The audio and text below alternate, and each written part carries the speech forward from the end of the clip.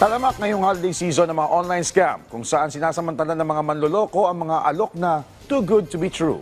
Alamin natin ang iba't ibang uri ng scam at mga paalala ng CICC para maiwasan ng panloloko ngayong Kapaskuhan. Narito ang report.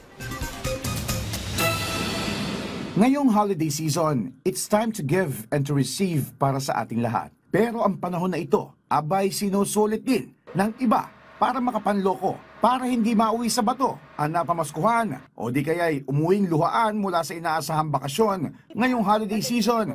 Nagpaalala ang Cybercrime Investigation and Coordinating Center sa tinatawag na Top 12 Scams of Christmas.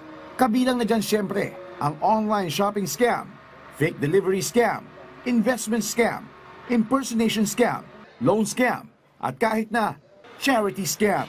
Ngayong mas pinadali na ng teknolohiya ang ating pamumuhay, mas pinadali din ang panloloko ng ilan.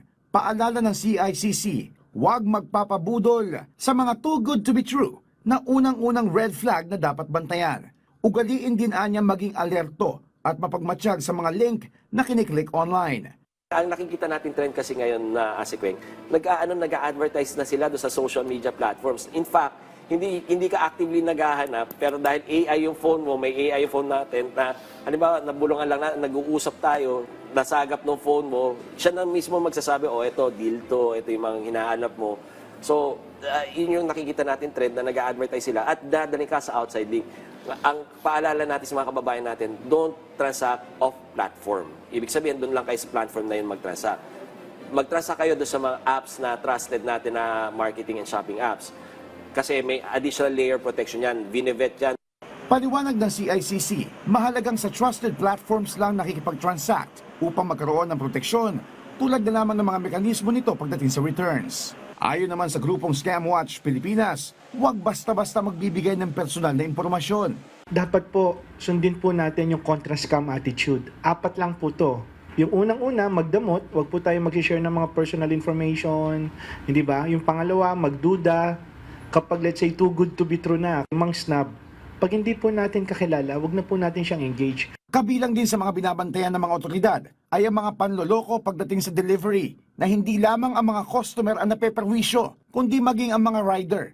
Number 2 sa talaan namin ngayong holiday season, number 1 yung online marketing at saka shopping scam. Na number 2 yung online delivery scam. Alam nila na marami tayong ina-expect na delivery. Hinahalo nila yan. Magdi-deliver, kunwari COD. Tapos hindi ikaw naman nalilito, babayaran mo na lang, hindi mo tinitingnan. Pagbukas mo, bato. Pagbukas mo, basahan. So, yan yung mga nangyayari din. So, tapos ang iba pang scam, chinexempohan na wala doon yung pagdi-deliveran nila para sasabihin, andito yung pinadeliver, pagtatawag, sige, bayaran mo muna.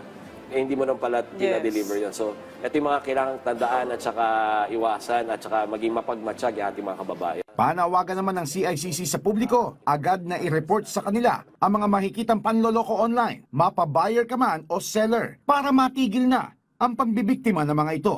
Diyan yung online na threat monitoring center natin, 24/7 yan, para bantayan yung mga insidente ng ganito, mapa-take down yung mga whether it's a marketplace or yung mga accounts inside those marketplaces ang i-scam na yan. Even if hindi kayo nabiktima, tinangka pa lang kayong biktimahin or alam nyo na, nahuli nyo na yung red flags, i-report nyo rin sa amin sa hotline 1326 ng CICC para mapa-take down na natin yan at magawa na natin ang action yan. Kasi ayaw na natin makapambiktima sila ng iba pa natin mga kababayan.